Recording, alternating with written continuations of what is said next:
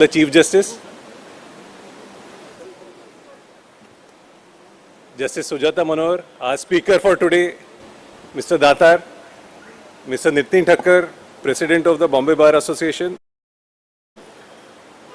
the President of the Advocates Association of Western India.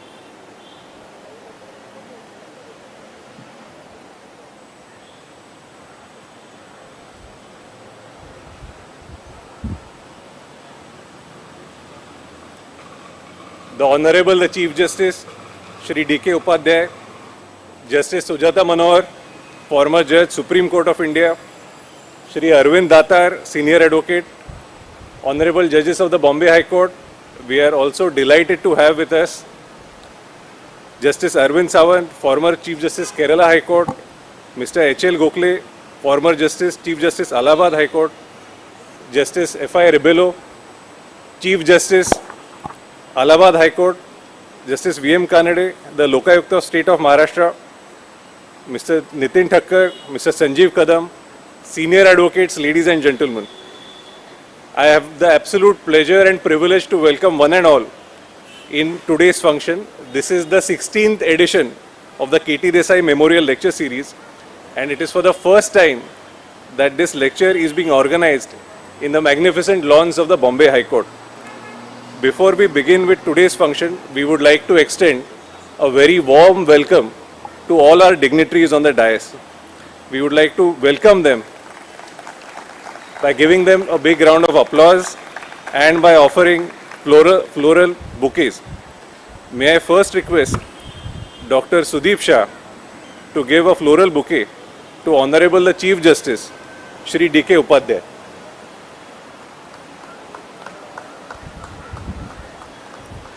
Dr. Shah will also present a memento to the Honorable the Chief Justice. May I request all our participants after court hours to give a very big round of applause to the Honorable the Chief Justice.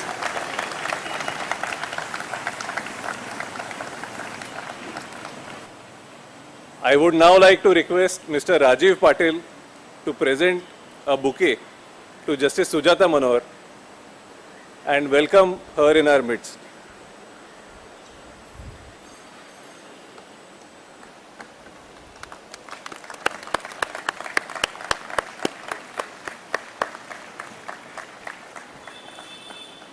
May I now request Dr. Sadhana Desai to kindly come to the dais and present a tribute, a memento as well as a bouquet to our speaker today, Shri Arvind Datar. I will request all our participants to give Mr. Datar a big round of applause, please.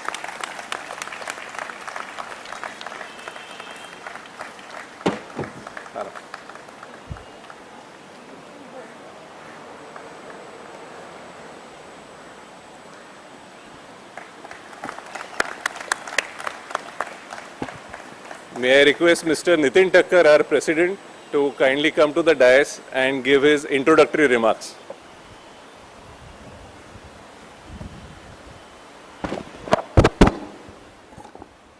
Honorable the Chief Justice of Bombay High Court, Mr. Devendra Kumar Upadhyaya, our esteemed Speaker of the day, Mr. Arvind Datar, Senior Advocate, Justice Sujata Manohar, former Judge of Supreme Court of India, all the Honorable Judges of this Honorable Court, former Judges of the Supreme Court, former Chief Justices and former Judges of the High Court, Dr. Birendra Saraf, Advocate General of Maharashtra, my friend, Mr. Sanjeev Kadam, President of Advocate Association of Western India, Mrs. Farzana Behram Kamdin, President of Bombay Incorporated Law Society, family members of Justice K.T. Desai, senior advocates, and other members of the bar, principals of law colleges, faculty and law students, invitees, Registrar General, and other members of the High Court administration.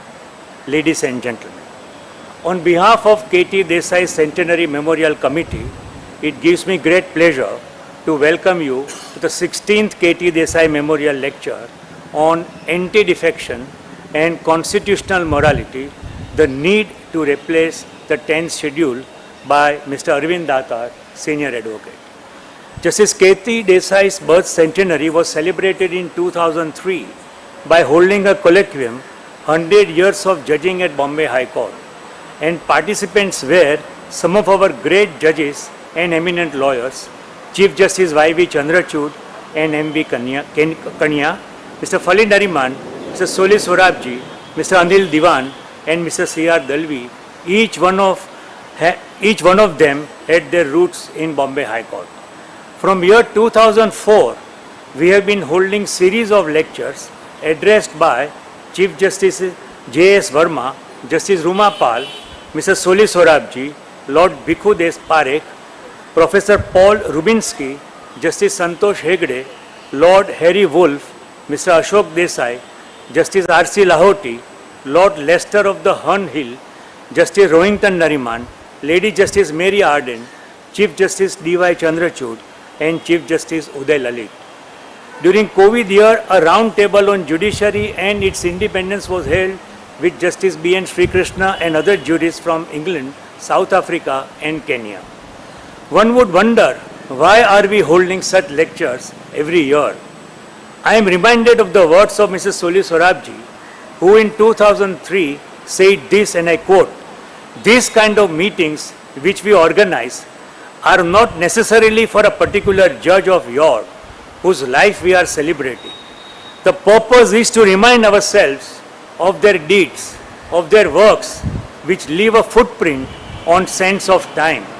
We should do the best of our ability, emulate them, and keep the flag high of our High Court, and see that it is not lowered by anyone at any time." Today's eminent speaker, Mr. Arvind Datar, needs no introduction.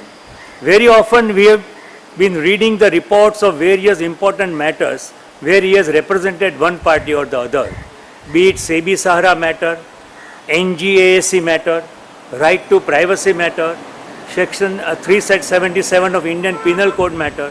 The list is long.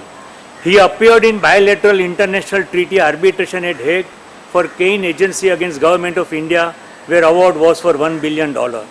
Besides appearing in Bombay High Court in various matters, his other connection with Bombay is that he was born at Bombay and he got his graduation, BSc Honours, from Bombay University. Mr. Datar got his degree in law from Madras University. His father was in Merchant Navy, and Mr. Datar has also a degree in costs and works account. He is self-made person and commenced his practice at Chennai with Mr. Natarajan, senior advocate, in 1980. But in 1984, he started his own practice. He attributes his success in profession to his writings and teaching. He has authored a guide to central excise law and practice, 2 volumes. He specialized in indirect taxes. He has edited Ramaya's Companies Act, Kanga and Palkhiwala's Income Tax Act. He has co-authored with Mr. Soli Sorabji, The Courtroom Genius. He is general editor of Essays and Reminiscences, a fetchshrift in honor of Mr. Nani Palkhiwala. He is also a founder trustee of Nani Palkhiwala Foundation. He has written more than 300 articles in various professional journals and newspapers. He has been guest faculty, visiting faculty at various institutions in India and abroad. To name a few, University of Cambridge and University of Cape Town, South Africa, National Judicial Academy, Bhopal, and Tamil Nadu State Judicial Academy, Chennai. He has been regularly writing in newspapers about our constitution. His recent article in Indian Express last week on Constitutional Day, entitled "Remember Ambedkar's Warning," is very thought-provoking. I would end by quoting from this article: "An objective introspection of what has happened over the last 75 years should bring home the need to end divisive and caste-based politics and adopt a single-minded focus on making India a fully developed economy where the principles of liberty, equality, and fraternity prevail in the spirit that was hoped not only by Dr. Ambedkar but also by other eminent founding fathers and mothers as well." Thank you, Mr. Datar, for accepting our invitation and agreeing to deliver the 16th K.T. Desai Memorial Lecture. We are all looking forward to your speech today. Thank you.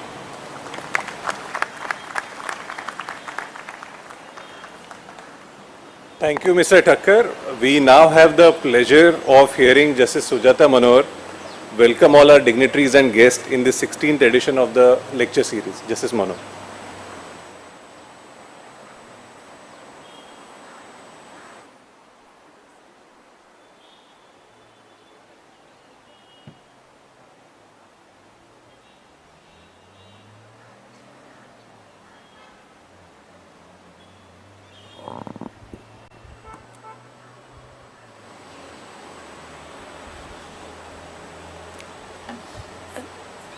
Chief Justice of the Bombay High Court, Justice Upadhyaya, Mr. Arvind Datar, our eminent jurist and senior advocate of the Supreme Court of India, judges of the Bombay High Court, past and present, former judges of the Supreme Court and former Chief Justices of High Courts, law officers, Mr. Nitin Thakkar, President of the Bombay Bar Association, Mr. Sanjeev Kadam, President of the Advocates Association of Western India, Ms. Farzana Behram Kamdin, President of the Incorporated Law Society, invitees, senior advocates, members of the bar, Dr. Sadhna Desai and members of the Justice K.T. Desai family, ladies and gentlemen.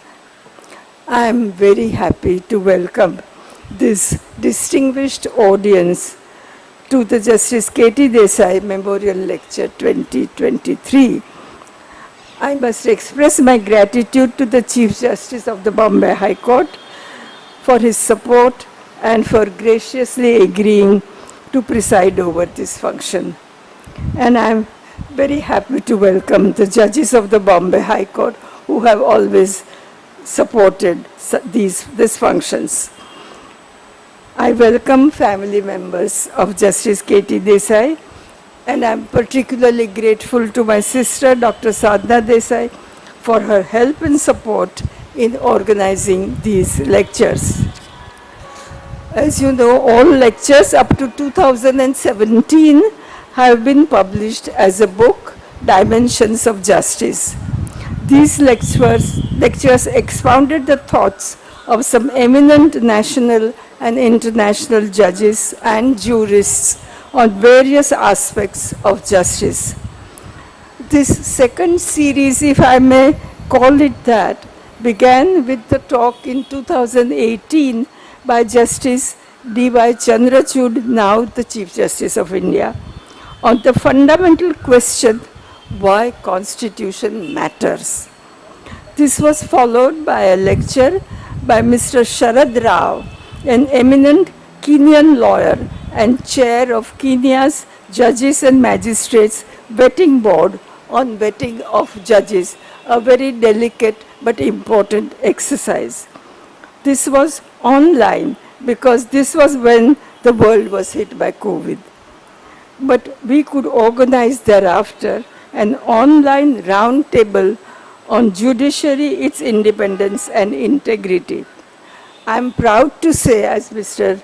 Nitin Thakkar has pointed out, that apart from our distinguished Supreme Court Judge, Mr. B.N. Sri Krishna, and the present speaker, Mr. Arvind Datar, Mr. Albie Sachs, an internationally renowned Constitutional Court Judge of South Africa, Mr. Sharad Rao of Kenya, Lady Mary Arden, and the brilliant judge of UK Supreme Court, and Mr. Van Zyl-Smith of the Bingham Center for the Rule of Law, all participated.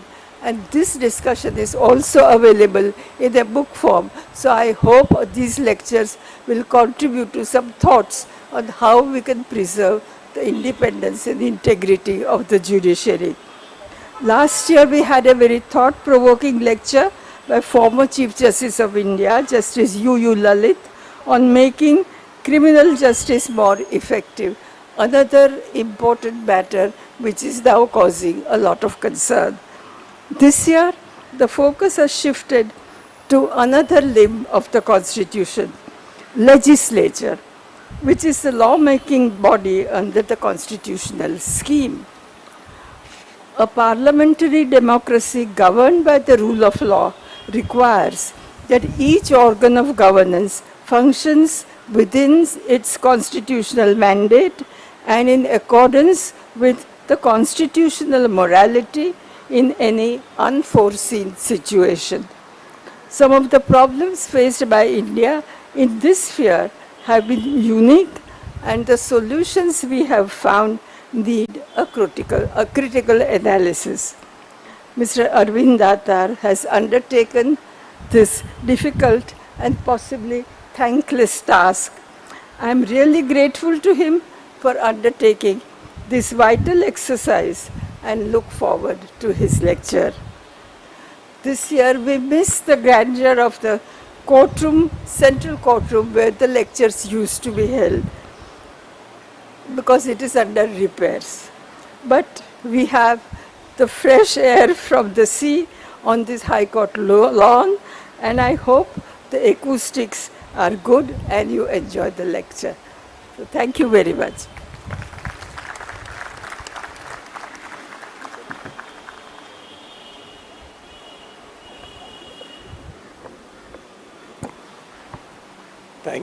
Thank you, Justice Manohar. May I now request our speaker, Mr. Arvind Datar, to kindly address our members.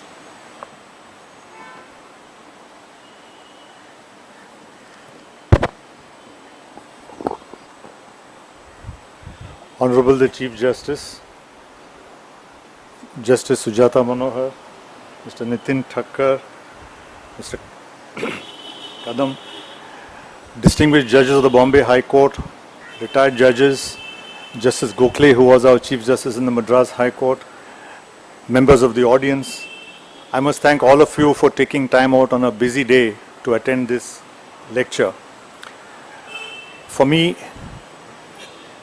it is a bit of an emotional moment, particularly in the backdrop of this great building, and I don't think I'm really sorry that the Central Court Hall is under repair. Before I start, I must first thank Justice Sujata Manohar for inviting me to speak. It is indeed a privilege to be part of such an eminent galaxy of speakers, and I do hope I do justice being the 16th speaker. Her father, Justice K.T. Desai, was an eminent judge, not only in tax matters, customs matters, but he has also authored two important judgments. One is a bench of 5 judges of the Gujarat High Court on how far the Bombay High Court judgments will apply to Gujarat.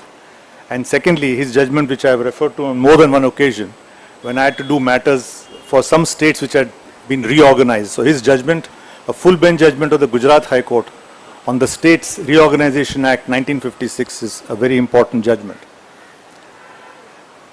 Continuing on a personal note, I think my life took an important turn because of Justice Sujata Manohar. I started going to the Supreme Court a few times. There was a case as to whether investment allowance could be allowed to leasing companies. The argument was leasing companies don't manufacture goods, therefore they should not get leasing allowance, investment allowance. The case had a checkered history. It was started in the Madras Income Tax Appellate Tribunal, and whereas a raw junior, I sat at the back and heard the arguments of Nani Palkhiwala.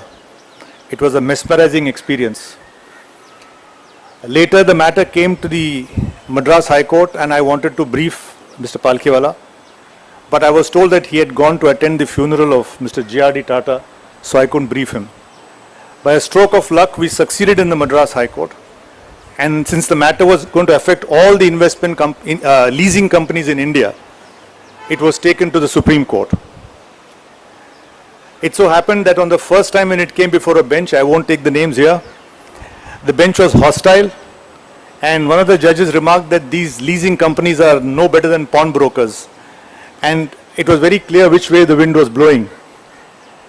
To my luck, the additional solicitor took an adjournment. I still don't know why he did that when he saw the wind blowing, but he took an adjournment. And then it came before Justice Sujata Manohar and Justice Wadhwa.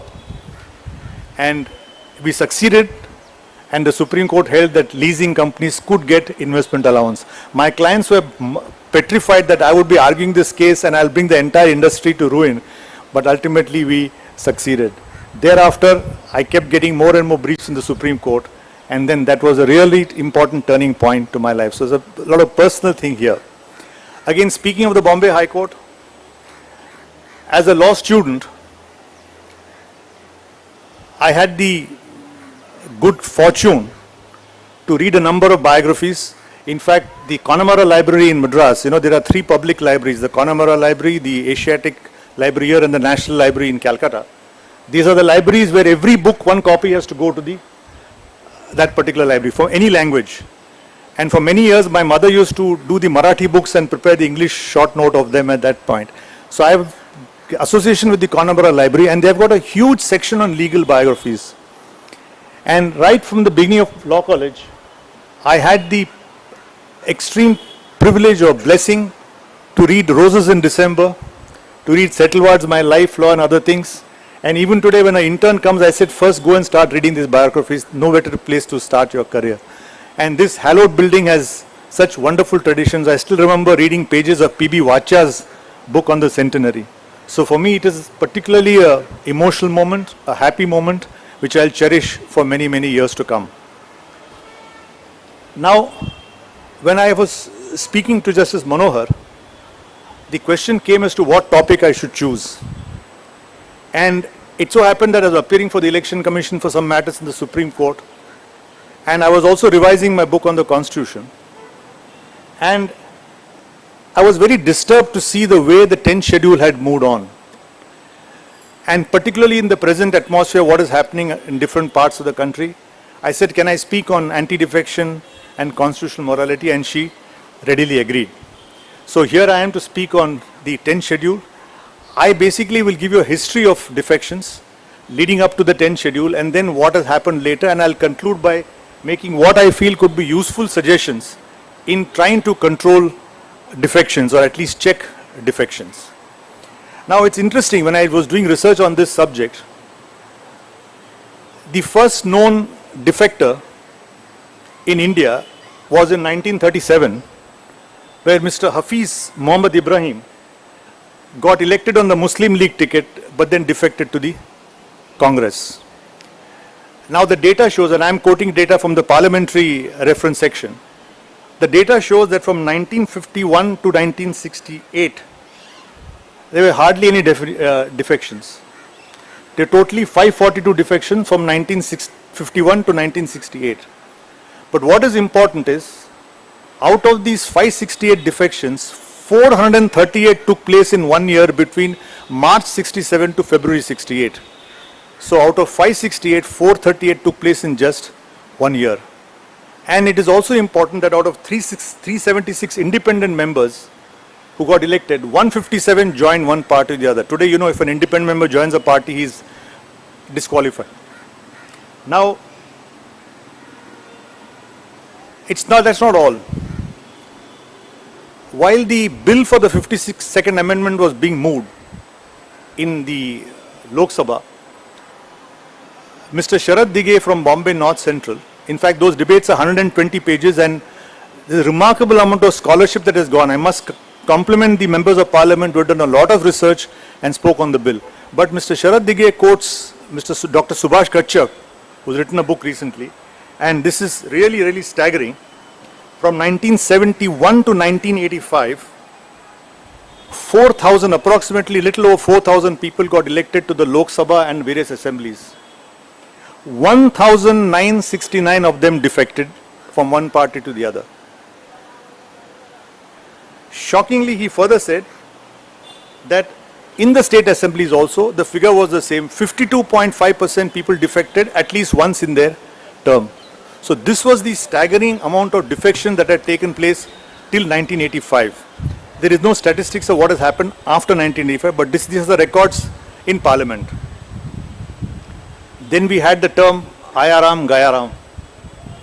I always thought that this is an expression in Hindi, a colloquial Hindi expression, Ayaram, Gayaram. But when I did a bit of research, I found that there is a man. But his name is not Ayaram or Gayaram, his name is Gaya Lal. And Gaya Lal got elected in 1967 on an independent ticket. His record is he changed 3 parties in 15 days. So first, as an independent, he joined the Indian National Congress. Within a few days, he defected to the United Front. The Lok Sabha says he counter-defected to the Indian National Congress. And within 9 hours, he counter-defected back to the United Front. So this was the same. And how this term came about was, Rao Birendra Singh was at one time one of the chief ministers. He held a press conference to say that Mr. Gaya Lal has joined the party, and he said, "Ye Gayaram hai, abhi Ayaram hai." So that's how the word came. So Ayaram, Gayaram is after a particular person, but his name is not Ayaram or Gayaram. His name is Gaya Lal. So this is interesting. So I went to Wikipedia, and Mr. Gaya Lal perhaps was a genetic defect, because after that also he defected to Bharatiya Lok Dal, to Janata Party and so on and so forth. And what is important is his son Uday Bhan, he also between 1987 to 2005 as a MLA, he has defected 4 times. So this is the history of the defection. Now, if you read the debates and the articles and so on, everybody said this is a menace, this is political immorality, this is degeneration in the system. And then Parliament decided to form what is called the Y.B. Chauhan Committee, which gave a report in 1969. As a result of that committee, I'm just giving you a tracing of the background of what steps were taken. As a result of Mr. Chauhan's committee, in 1973, we had the Constitution 36 Amendment Bill, which lapsed. There was one more attempt made, Constitution 48th Amendment Bill, which also lapsed. And finally, on 30th January 1985, we have this famous 52nd Amendment Bill, which became the Constitution 58th Amendment Act, which introduced, as we know, the 10th schedule, and also amended Article 103, 190, 191, etc. Now, if you see those debates, as I mentioned, the debates are almost 120 pages, 30th January. Number of members say this is very important because this is the day in which Mahatma Gandhi became a martyr.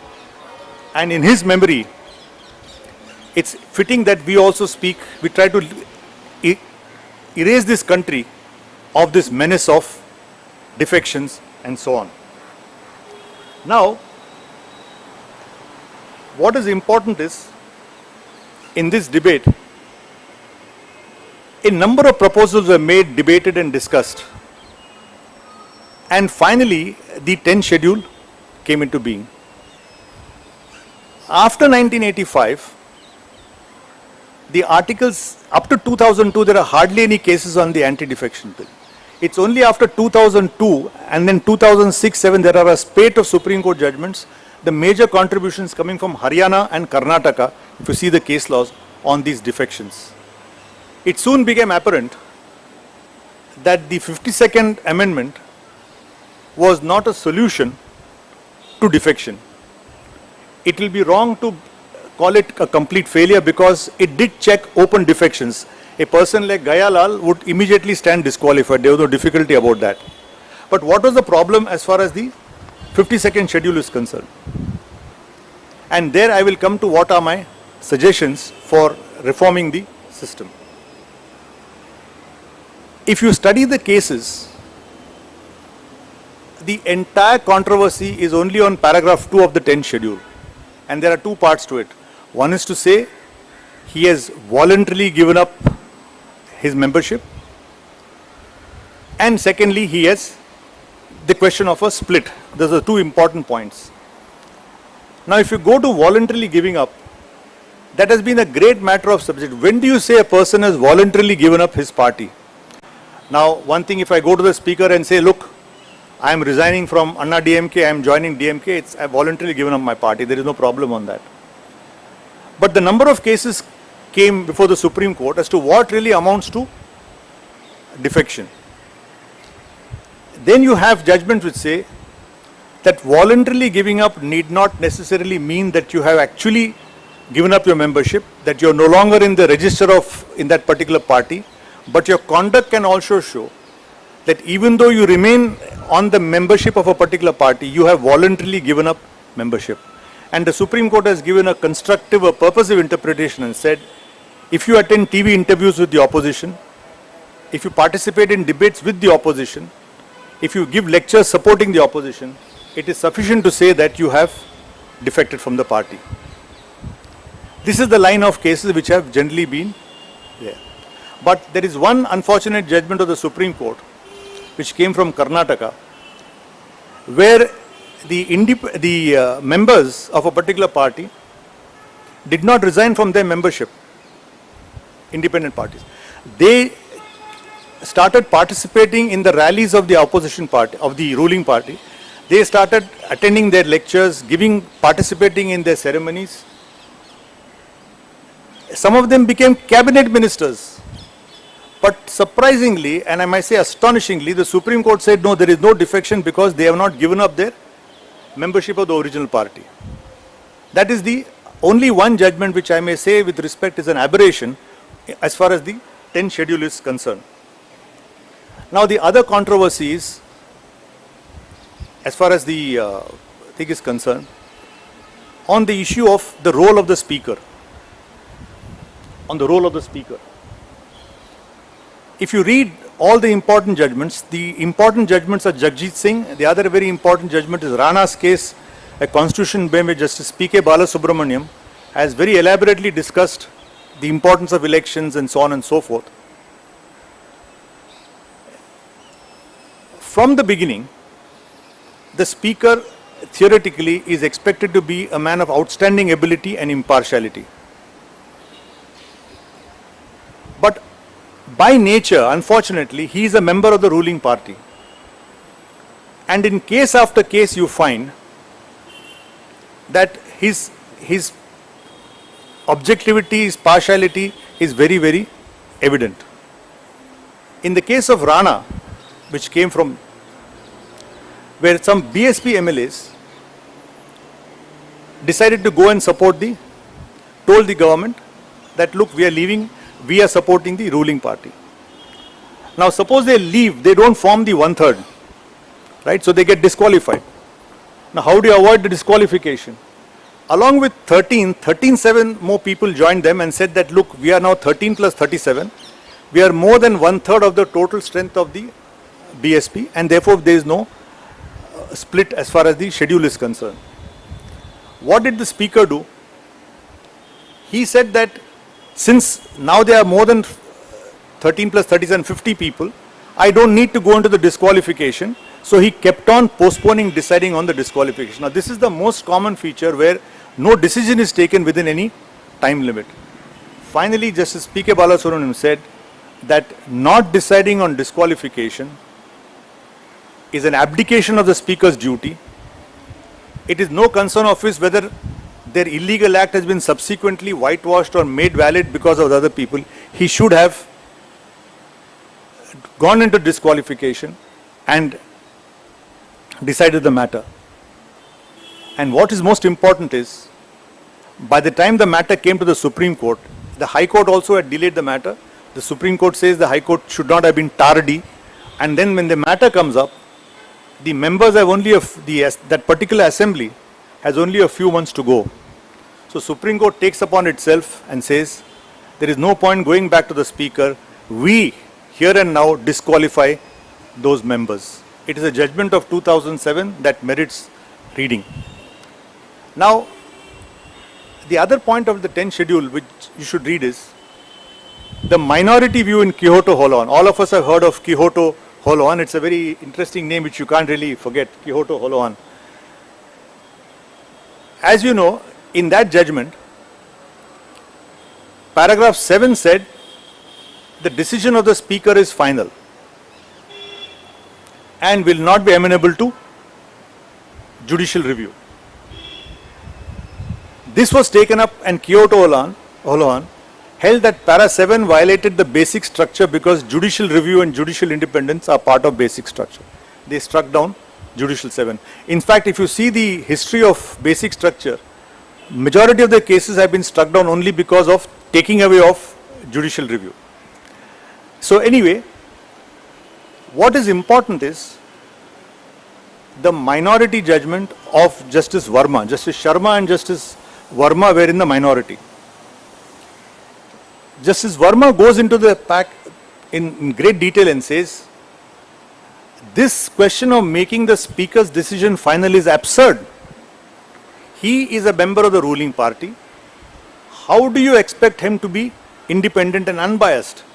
He says you go to the elementary principles of administrative law, and he quotes the Latin maxim that no man can be a judge in his own cause. And what Justice Verma says is, if the fate of the assembly is going to be left in the hands of a partisan speaker, then the whole 10th schedule is bad, and he wanted to strike down the entire 10th schedule as being violative of the basic structure. The most important difficulty in all these judgments that I have studied is that the decision is not taken on time, and the decision if taken is completely partial. In fact, recently Justice Nariman said that there should be a time limit of 3 months to decide the issue.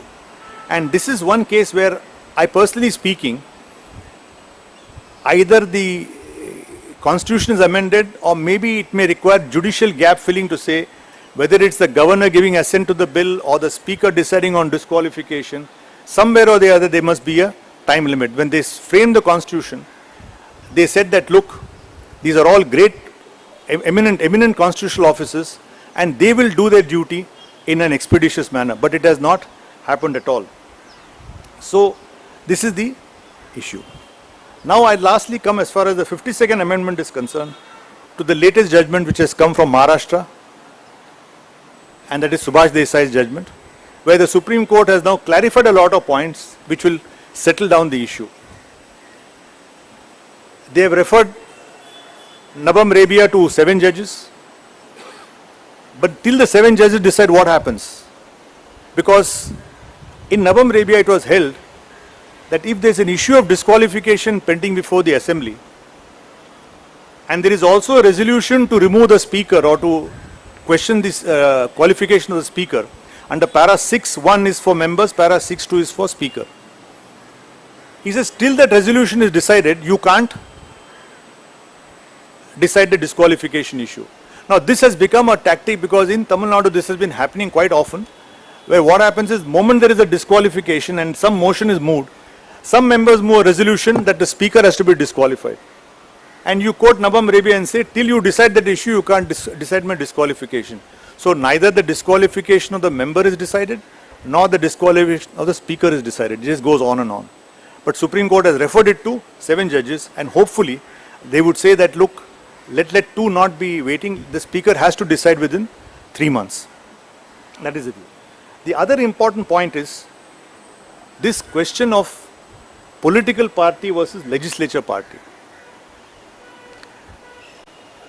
In the debates, constitutional debates, when this bill was introduced, Madhu Dandavate, professor, makes a point that the word political party is not used in the constitution.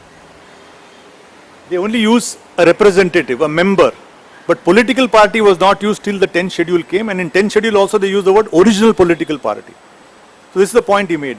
And I would really, if you can just go to the net and see the debate, see the speeches of Professor Dandavate, Mr. Kamalnath has made a very interesting speech, and other speakers have made, where Mr. Madhu Dandavate talks of this entire bill, where there is an individual defection and there is a defection by 2/3 persons or 1/3 persons, and he calls it retail trade and wholesale trade in a sarcastic way. So he said this is how the 10th schedule is dealing with it. It's either a retail trade or it's a wholesale trade. Anyway, now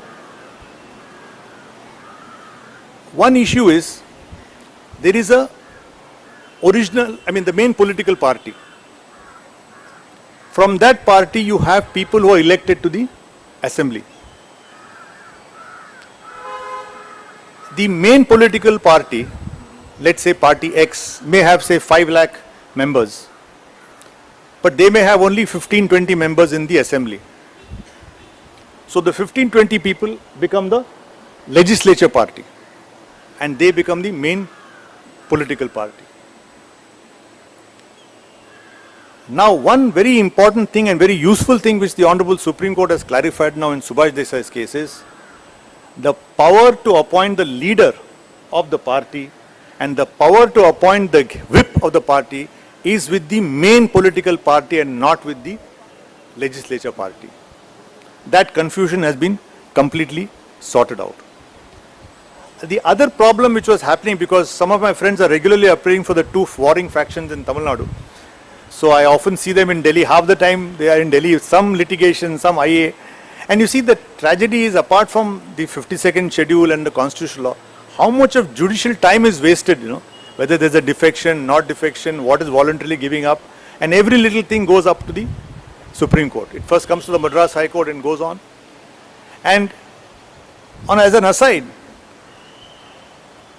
I have really found it extremely disturbing to see elected members being taken in buses and transported to a resort and kept there for several days. Their mobile phones are taken away and they are kept there till the whole issue is decided. It's not a very happy thing which is happening, but it's not happening now.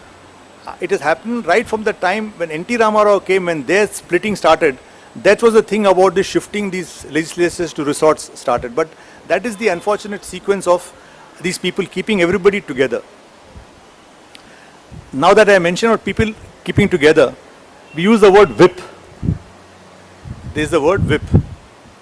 I again did some research as to what is the word whip, and as expected, it has got an English origin somewhere in 1672 or 1750, where when hounds were going for hunting, there would be a person called a whipper, and his job was to whip in hounds which were going outside the track and bring them in. So that was called as far as the whip is concerned. So that's how the word has got its origin. Now coming back to the Subhash Desai case, one very good thing is they have referred Nabam Rebia to 7 judges. Secondly, they have sorted out the issue of legislature party and political party. And the bench has said that, look, the political party, the election commission and the speaker are different. And I'll tell you what was the problem. There I appeared for the election commission in this Maharashtra dispute. And the question was, in the legislature they say that, look, we are the actual party. And the plea was, till that is decided, the election commission should not decide the issue. So the submission we made, unfortunately the Supreme Court just gave order saying dismissed. So there is no reasoning to, we don't have a Article 141 law laid down by the Supreme Court. Yeah.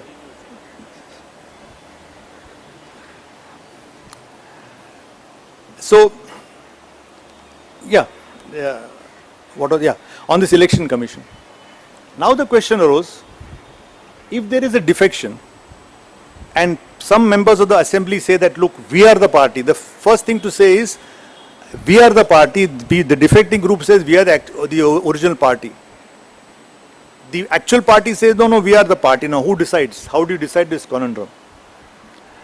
So the submission we had made on behalf of the election commission was, these are in 2 separate compartments. Once a person is elected as a member of an assembly and becomes part of the assembly or becomes part of parliament, then the entire jurisdiction qua that person is with the speaker. His disqualification can be decided by the speaker. As far as the original party is concerned, the main political party, who has the party?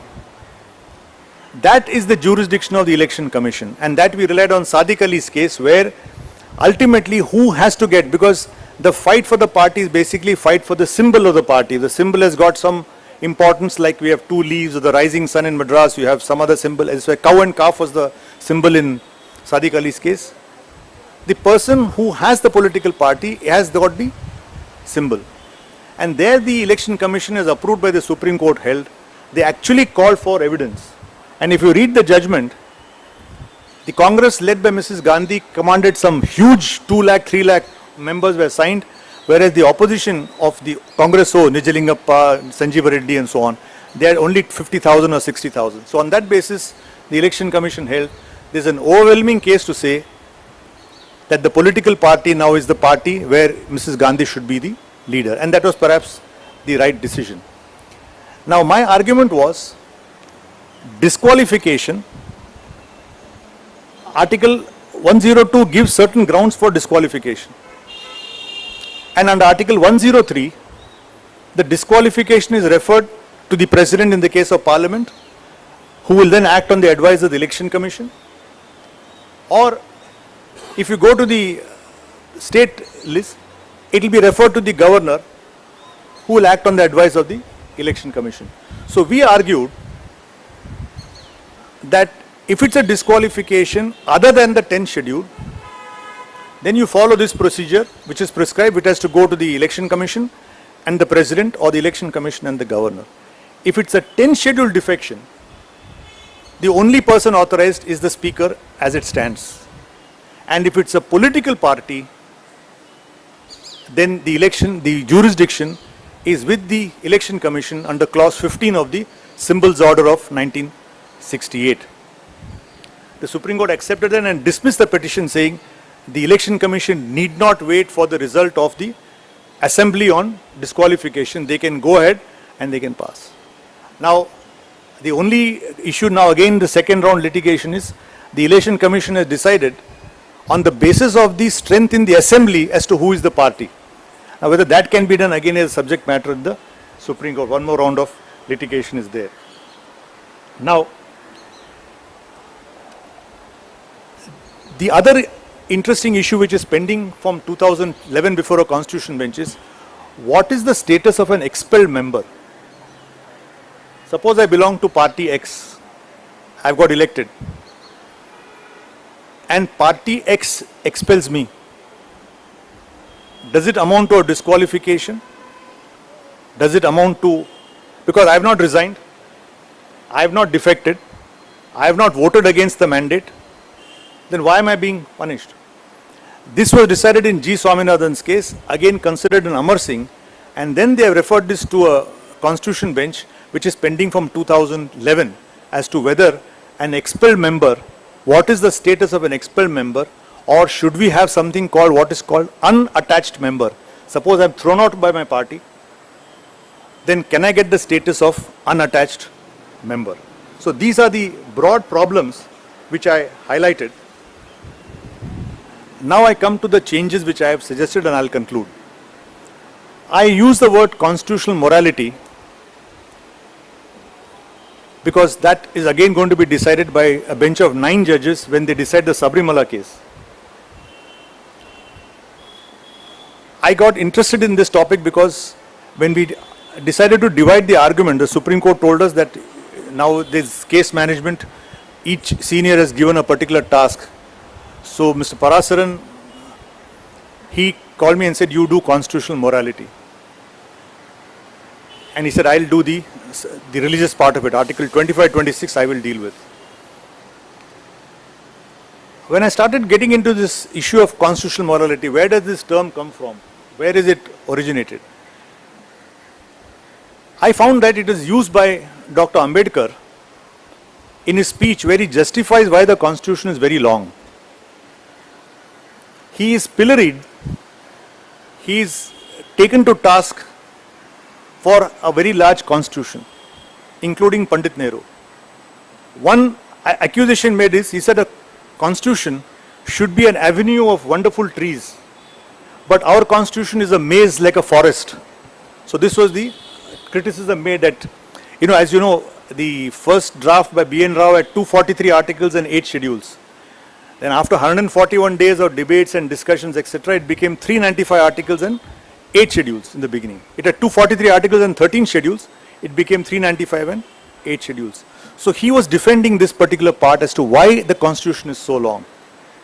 And he said, look, in the circumstances we were, when we started, when the partition took place, uncertainty, political turmoil, we decided to follow the Westminster model. The Government of India Act was already there, and we decided to build upon that. And there, it's a beautiful passage where he refers to constitutional morality. And he says we have borrowed from the Westminster model, but ironically, the Westminster model or the British government has no written constitution. They are governed by conventions, they are governed by traditions, and that he refers to as constitutional morality. I did some further research. In part 8 of Dicey's thesis, he says that though the British Parliament has no written constitution, no written thing, the conventions, the practices, the traditions are as good as law, because to follow them is to comply with constitutional morality. So constitutional morality is the voluntary acceptance of a set of rules for good governance, good behavior, and constitutional morality is not written, but it is a line, it is a Lakshman Resha which a right thinking person will not cross.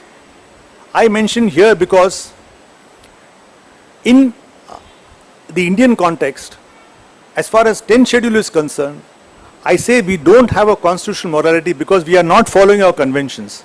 So therefore it is necessary not to rely on constitutional morality, because this word has been used quite a few times in the context of 10th schedule by various judges, including Justice Venkat Chellai and so on, but in reality the factor has not worked out for whatever reason. Let us not find fault.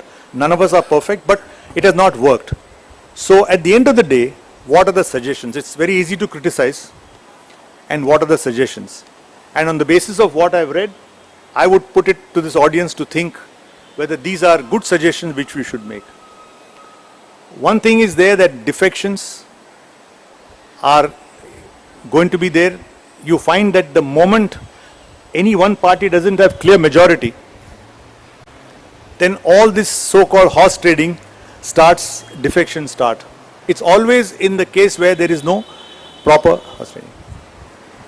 In fact, I read recently that there is a new method of toppling a government. You don't defect. You don't go to the rival party. What has happened in Karnataka and Madhya Pradesh is some members simply resign.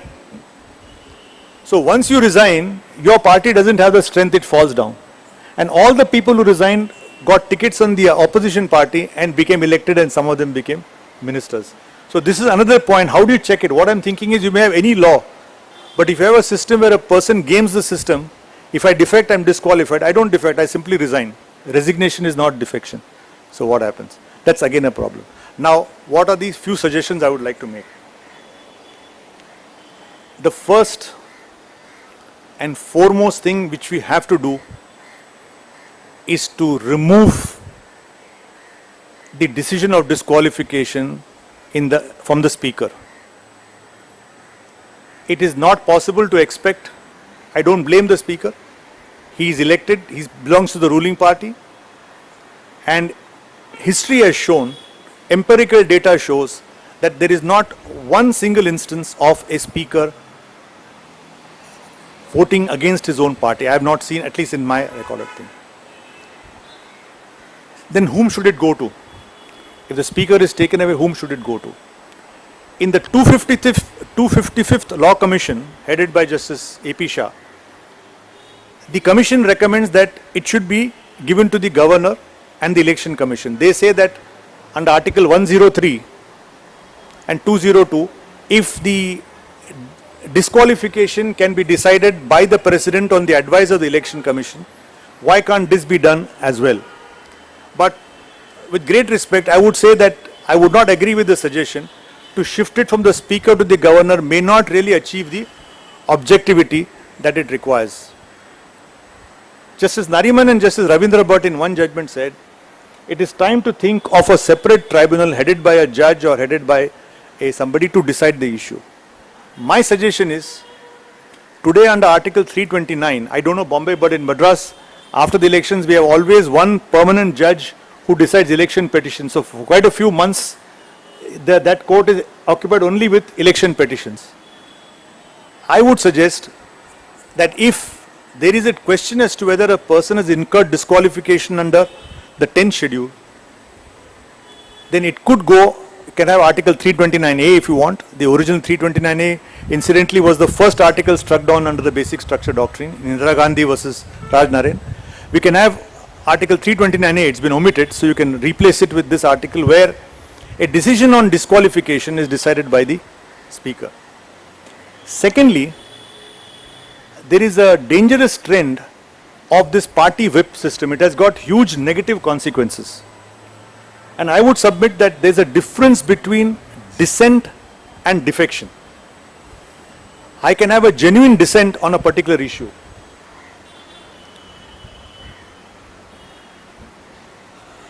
Madhu Dandavate again in his presentation to Parliament says, Prime Minister Edward Heath was Prime Minister from 1970 to 74. For 6 times, the bill proposed by his party was defeated on the House of Commons. Because members genuinely felt that. Now take for example, they say something on a reservation or something like NJSC or something like economically weaker section. I may have my genuine reasons to feel that why reservation should not cross a particular limit, or why this should not be done, or why the NJSC is a bad idea. I can always put my point across. So one point is to say that we should make a distinction in 10th schedule between genuine dissent and defection. Now how do we do that? I would say that unless it's a no confidence motion, unless it's a money bill, or unless it's a bill which is going to implement that party's manifesto, any other difference of opinion should not be taken as a defection. For example, a party may come to power on the ground that we are going to increase 10% reservation for economically weaker sections. Now when that act is put into assembly, if you vote against it, it will amount to defection in my opinion. And I may just mention, there is also, see, historically, UK doesn't have an anti-defection law. US doesn't have an anti-defection law. All of you know that many Republicans voted against Trump. And when you pause and think, the history of the world would have been different if there was an anti-defection 10th schedule in England. Ramsay MacDonald, who was the Prime Minister, and then Neville Chamberlain, including his party members, said that your government is weak-kneed and not putting up a good fight against Adolf Hitler. He resigned, and then Churchill became Prime Minister and the national government was formed. So one way of looking at it is, if there's an anti-defection law, nobody could have voted against the Prime Minister and the history would have been different. And one nice humorous story, there were different times, different days. Pandit Nehru put across a bill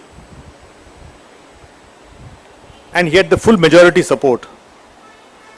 Rajaji, Rajagopalachari, the brilliant intellectual that he was, he spoke for 35 minutes and pointed out 7 or 8 major defects in that bill. He virtually said that this bill is unworkable. Then Pandit Nehru said that, look, you may feel that way, but the majority is with me. And Rajaji replies, Panditji, majority is with you, but logic is with me. And to the credit of Pandit Nehru, he withdrew the bill and said, let's not push it. This is the interesting story as to what happened. So I would say that let us not make a blanket check on defection. Let us distinguish between dissent and defection. One more thing I forgot. Our constitution came into force on 26th November. The final was approved on 26th November 1949. 25th November was the speech of Dr. Ambedkar to move the bill, where he discusses the important provisions and so on. In fact, that's the article I wrote which Mr. Thakkar referred to. One thing which I had to delete because of the word limit, Dr. Ambedkar thanks the Congress for not issuing a whip. Dr. Ambedkar says, on important matters, an assembly of yes men is useless. He says, I am glad that members discussed the bill across party lines, made several suggestions, and as all of you know, there were almost 7,460 amendments proposed to the Constitution, and 2,473 were discussed and either rejected or not. Can you imagine 2,400 amendments discussed and debated? But the important point is Ambedkar realized that if it's an assembly of yes men, it is useless. So that's on dissent and defection. Secondly, there is too much of uncertainty, controversy on what is voluntarily giving up. And I would recommend that one new 10 schedule we have should codify what is voluntarily giving up. participating in a press conference, TV interview, attending the rally. There's no point saying my membership continues, so I have not defected to the other party. That is not acceptable. Lastly, I would also suggest one more thing, which is slightly outside the topic, but it bothers me greatly. Somewhere, all political parties which have registered with the Election Commission under the Representation of People Act, they must have mandatory elections within the inner party democracy with secret ballot. It's far too long that you have this question of dynastic succession in many states where generation after generation continues to be in power when there is no inner party democracy at all. It's a very lovely sentence by George Washington. He himself said that he will not stand for election for the third time. And when they asked him why, he said, we have not thrown off one monarchy, we have not thrown away one monarchy to install another. So I won't stand beyond the second time. So it is also necessary that not just the 10th schedule, but also there should be mandatory inner party democracy. So these are the basic suggestions I mentioned. There is a suggestion that the speaker should give up his thing and become an independent. I don't think that is going to work. It is better that it's a high court which decides the election petition. So these are the suggestions I made, and I'll only end by mentioning that it is now, I attend seminars, debates and so on, it's very fashionable now to say everything is a colonial legacy.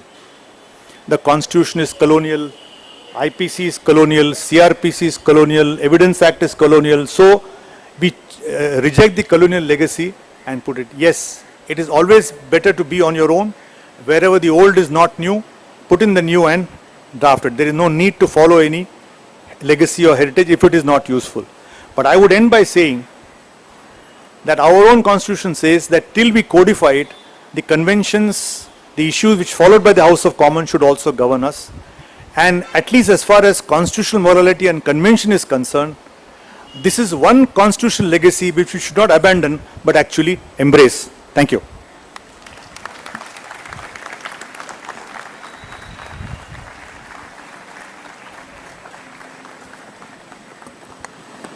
Thank you so much, Mr. Datar, for that erudite speech. I now have the pleasure of welcoming our Chief Justice, Honorable Chief Justice D.K. Upadhyaya, to give the presidential address. Sir.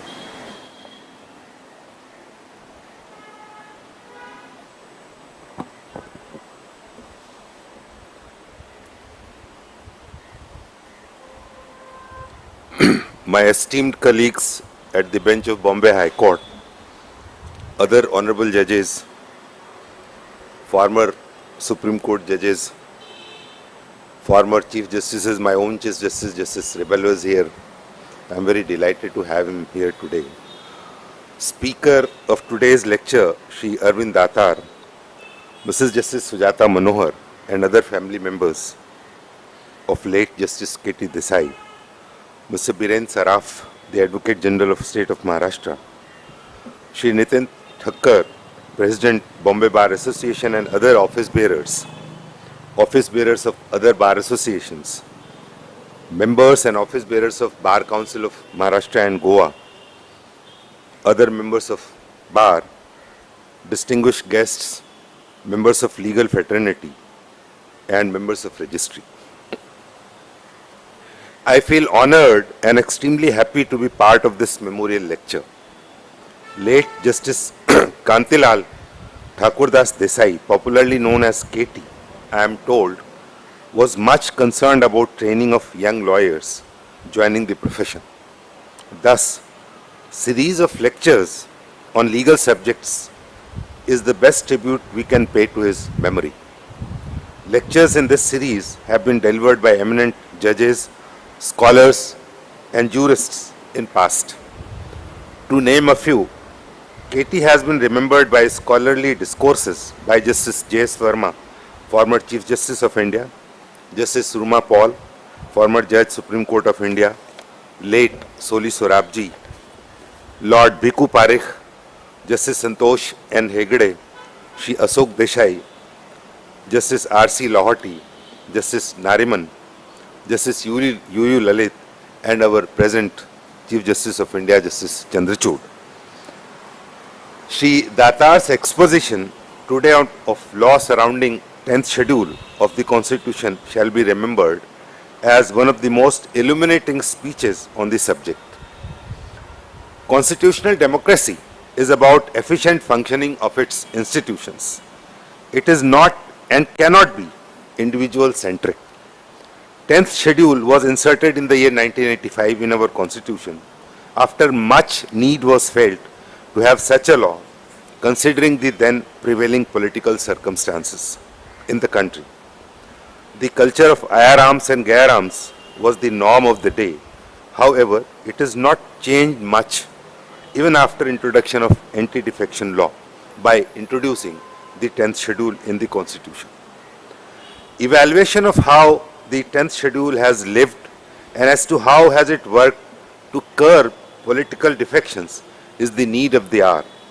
The lecture by Shri Datar this evening has touched all the relevant points and issues concerning defection in the country. For growth of a democratic society, economically and even socially, political stability of the state or the government of the day plays the most crucial role.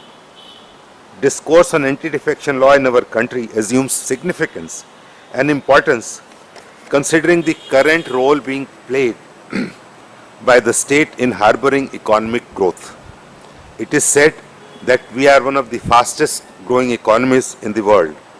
The rise of global south on the economic and geopolitical front depends much on political stability of our country, which is looked upon as a pillar of strength in the global south.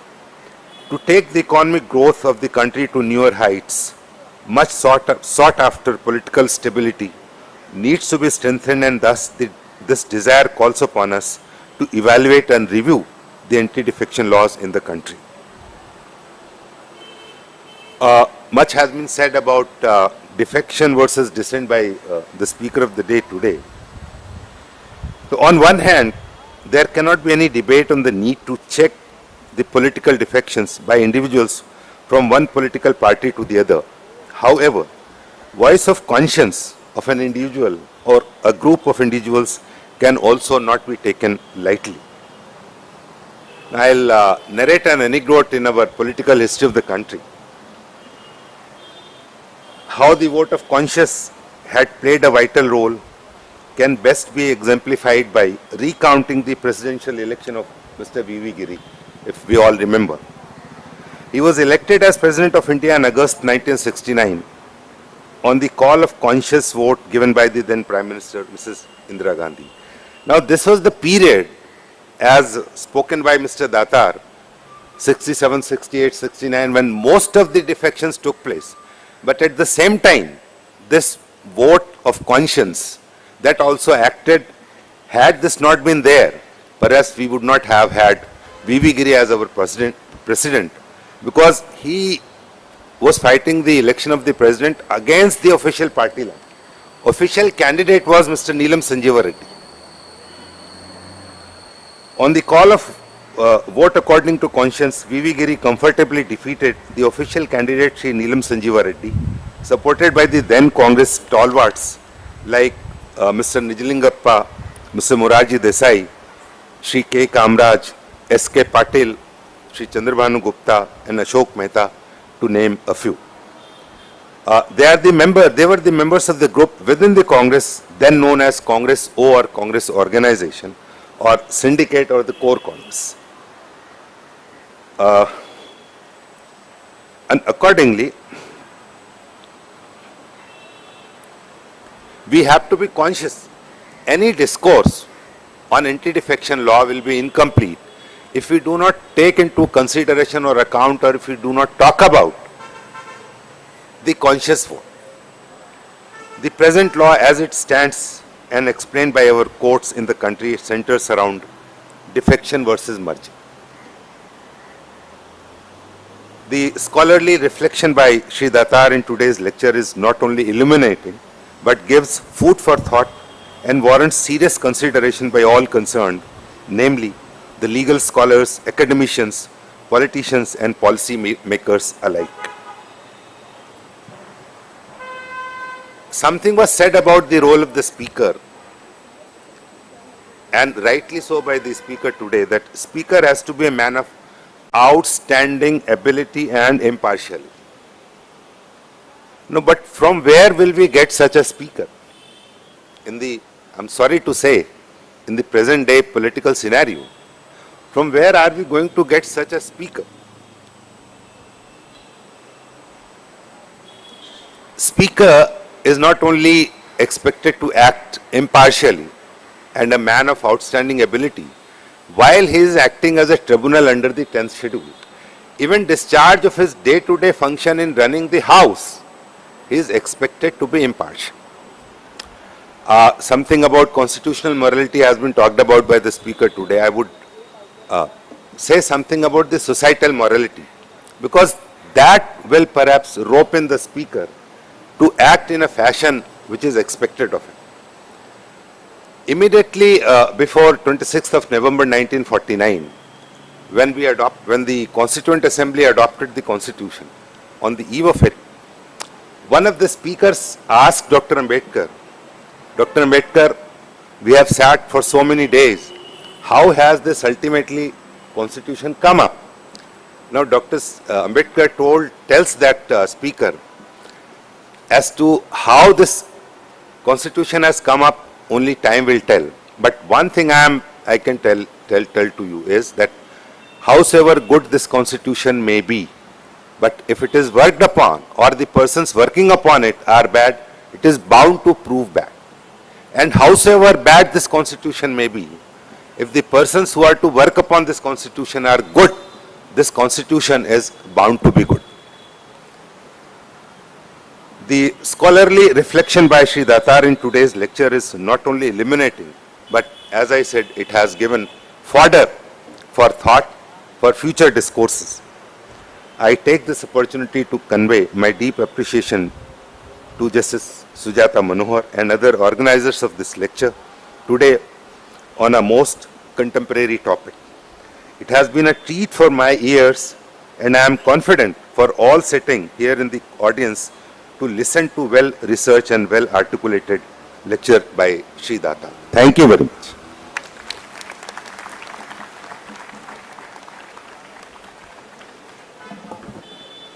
Thank you, sir. As the evening comes to a close, we have Mr. Sanjeev Kadam, President of the Advocates Association of Western India, who will present a vote of thanks.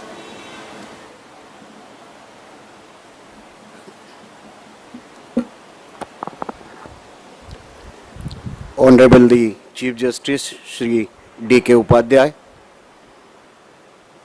Mrs. Sujata Manohar, former Judge Supreme Court of India, Mr. Arvind Datar, Senior Advocate, Mr. Nitin Thakkar, President of Bombay Bar Association, Ms. Farzana, President of Incorporated Law Society, Justice Gokhale, former Judge of Supreme Court of India, former Chief Justices, Justice Arvind Sawant, Justice Ribello, and Lokayukt of Maharashtra, Justice Kanade, all the Honorable Judges of the Bombay High Court, Senior Counsels, members of the Bar and members of the family of Mr. Desai.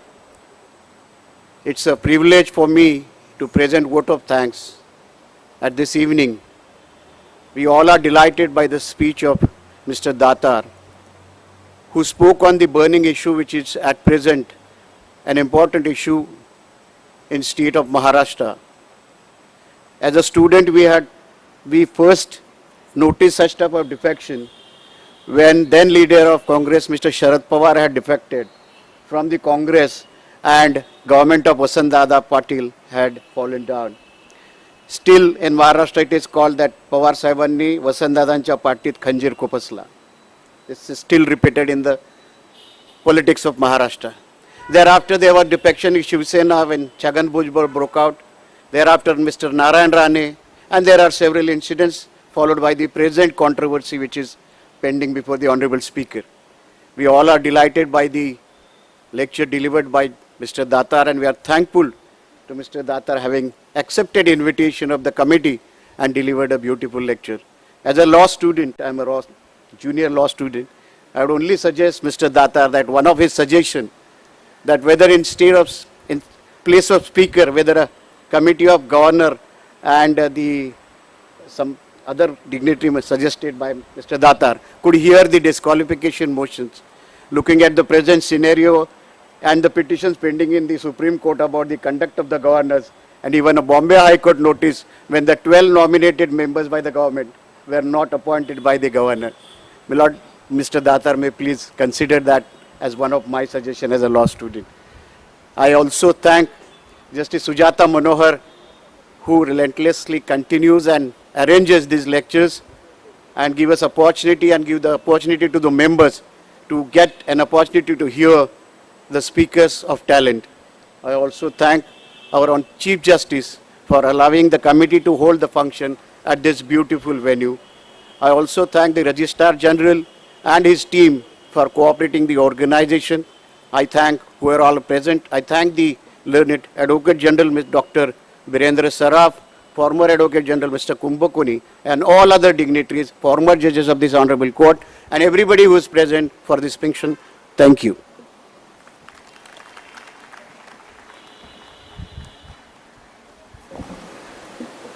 Thank you, Mr. Kadam. With this, today's function comes to an end. Thank you very much, each of the dignitaries on the dais. May I request all our dignitaries on the dais, honorable judges of the Bombay High Court, honorable former judges, family members of Justice Manohar, senior advocates and standing committee members to join us in the lounge on the 3rd floor for refreshments and snacks. May I request all our members and participants to remain seated and please join us for snacks in the lawns in this venue itself. Thank you so much.